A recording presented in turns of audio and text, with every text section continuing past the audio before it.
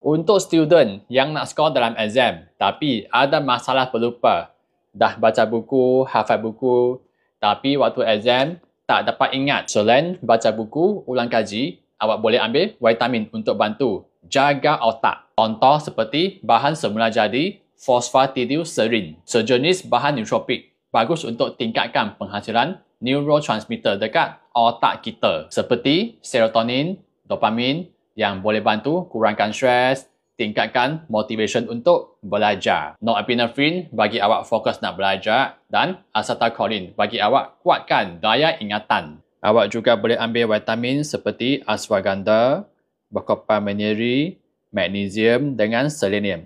Semua ini boleh bantu sel-sel otak untuk berhubung. Kalau awak nak ambil semua vitamin tadi satu persatu, harga dia mahal. Tapi dekat SKV Metropic, dia dah ada semua. Kalau awak nak otak sentiasa sihat, cerdas, nak skor dalam exam, boleh dapatkan kesemua nutrisi tadi dalam SKV Mytropic.